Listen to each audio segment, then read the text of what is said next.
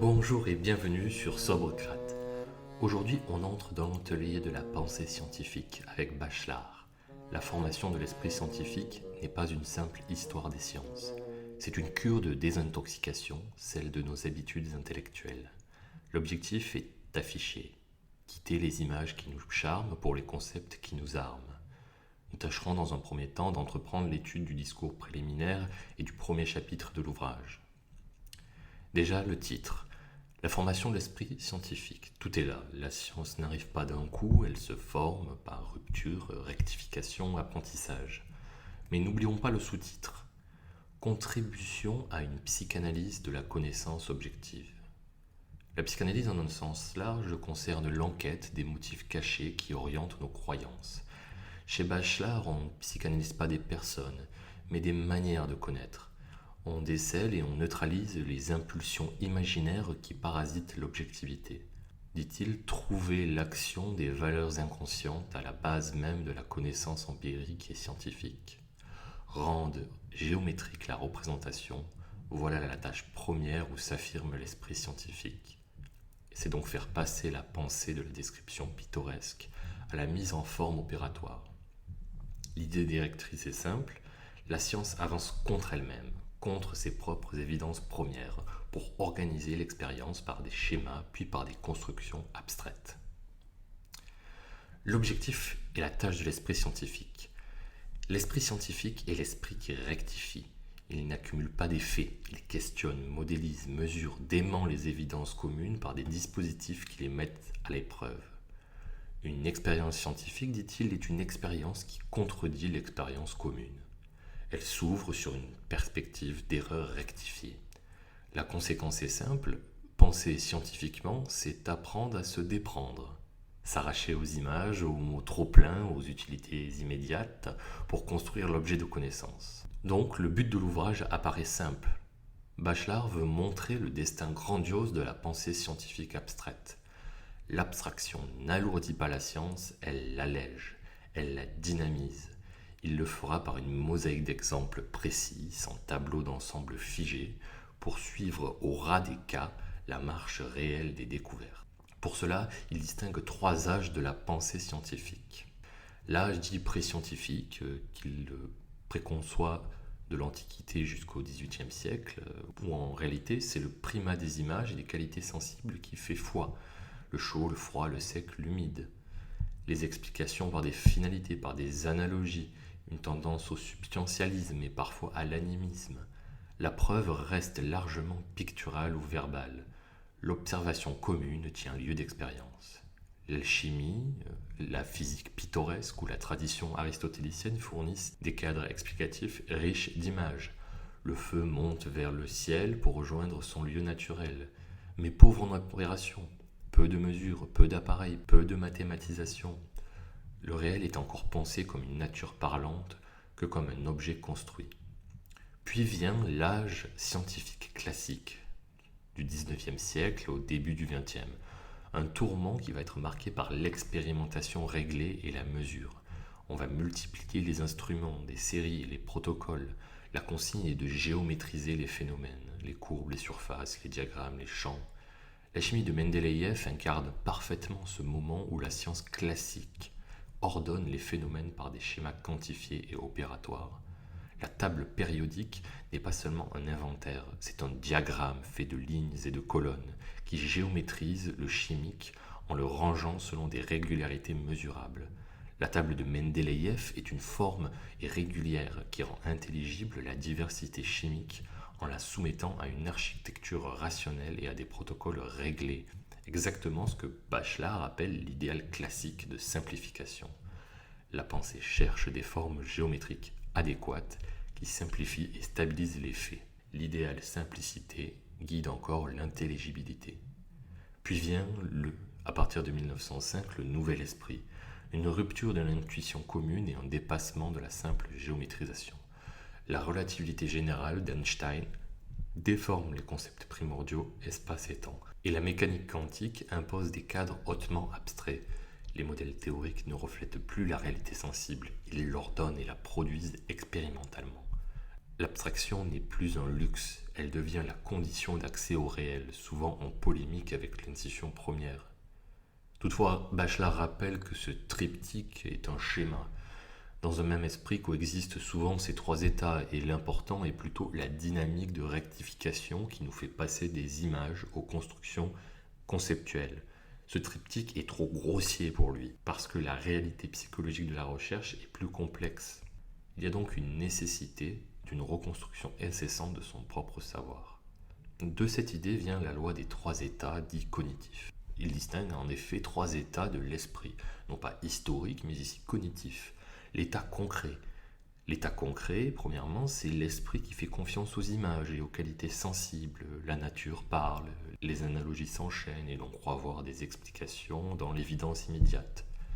Cette accroche imagée oriente l'attention, mais elle nourrit l'animisme, le substantialisme et le verbalisme, autant d'illusions, d'évidences. On n'en sort qu'en problématisant ce qu'on veut mesurer, en instrumentant l'observation et en donnant des définitions opératoires aux grandeurs. Puis vient l'état intermédiaire concret abstrait. L'expérience est mise en forme par des schémas géométriques, des courbes, des diagrammes, des quantités que l'on figure, qui ordonnent les phénomènes sous l'idéal de simplicité. Cette géométrisation stabilise et compare efficacement, mais elle peut se figer en fausse rigueur ou en généralisation de premier aspect qui font passer sous des yeux ébahis à des yeux fermés. Puis vient enfin l'état abstrait. Les concepts se détachent de l'intuition sensible, l'espace, la configuration, les opérateurs. L'abstraction organise le réel en le produisant expérimentalement. La puissance explicative et prédictive s'accroît, mais le danger est celui d'un formalisme vide si l'épreuve et la mesure se perdent de vue. Il faut donc maintenir la boucle exigeante entre concept et expérience avec des protocoles cruciaux et des critères de fécondité. Du côté de l'âme, nous avons des états d'âme qui découlent de ces états de l'esprit. L'âme mondaine joue à la physique, elle cultive l'étonnant, les expériences de salon, les explications imagées qui éveillent la curiosité, mais risque de confondre spectacle et raison. L'âme professorale, au contraire, se fiche dans sa première abstraction. Elle croit à la clarté et à l'évidence de son modèle. Elle ne comprend pas qu'on ne comprenne pas, finalement. Et enfin, l'âme en mal d'abstraire adopte l'éthique de l'effort conceptuel. Elle accepte la catharsis des notions, elle cherche la rectification et organise la variation méthodique. La devise bachelardienne est donc de préciser, rectifier et dialectiser sans fin. Il est important aussi de signaler que ces états ne sont pas nécessairement historiques puisqu'ils peuvent coexister dans un même esprit. La tâche n'est donc pas de suivre l'histoire, mais de se transformer pour penser réellement. Quelle est donc la tâche de la philosophie scientifique selon Bachelard ? La mission est double. D'abord désamorcer l'utilitarisme et le verbalisme, psychanalyser l'intérêt. Pourquoi tenons-nous tant à de telles images scientifiques ? Le second objectif est de nous orienter vers l'abstraction, défendre et illustrer la science, faire du cerveau avec de la vérité, jusqu'à cette pointe où la science est l'esthétique de l'intelligence. Nous entrons maintenant dans le chapitre premier de la formation de l'esprit scientifique, qui établit d'abord les conditions psychologiques et la fameuse définition de l'obstacle. Quand on cherche les conditions des progrès, on tombe sur des obstacles. Pas des difficultés externes liées à la complexité des phénomènes, mais des ralentissements internes au geste de connaître, des habitudes, des images, des mots, des affects. Bachelard a dit « La connaissance du réel est une lumière qui projette des ombres. On connaît contre une connaissance antérieure. » Le réel ici n'est pas la chose déjà là, c'est ce qui résiste à nos évidences, ce qui exige construction et question. L'esprit n'arrive jamais vierge, il apporte des préjugés, et c'est ça le premier obstacle. L'obstacle épistémologique, c'est tout ce qui, dans la pensée même, empêche la rationalisation de l'expérience. L'image, le verbalisme, l'utilité, le substantialisme, l'animisme, la fausse rigueur. Il prend, pour définition générale de l'obstacle, le cas pédagogique d'Archimède. Spontanément, lorsque nous voyons un bois flotter dans l'eau, on attribue l'effort au bois. Le bois pousse l'eau. C'est ici une forme d'animisme latent. On ne voit pas que le bois et l'eau relèvent d'une même loi. La poussée du fluide est égale au poids du volume déplacé. Tant que le mot bois reste chargé d'intuition spontanée, le principe reste opaque. Il faut une catharsis intellectuelle et affective, purifier les concepts, désubstantialiser l'explication, changer d'axe de l'objet pittoresque vers la relation mesurée. Bachelard finit ce chapitre par nous annoncer son plan. Il annonce un chemin très concret pour former l'esprit scientifique. D'abord, rompre avec l'observation première, séduisante mais trompeuse, en la soumettant à une expérimentation réglée. Ensuite, se méfier des généralisations hâtives qui font passer de l'étonnement à la routine et leur opposer une variation méthodique. Puis visiter un véritable musée d'horreur, explication par l'unité ou l'utilité de la nature, mots creux qui font office d'explication, un substantialisme et un réalisme naïf. Pour apprendre à les éviter, à analyser aussi l'obstacle, il faut aussi analyser l'obstacle animiste et comprendre comment la science l'a surmonté, déjouer enfin les fausses rigueurs ou des géométries et systèmes précoces qui figent la pensée, en rappelant que l'histoire des mathématiques avance par arrêt plus que par erreur.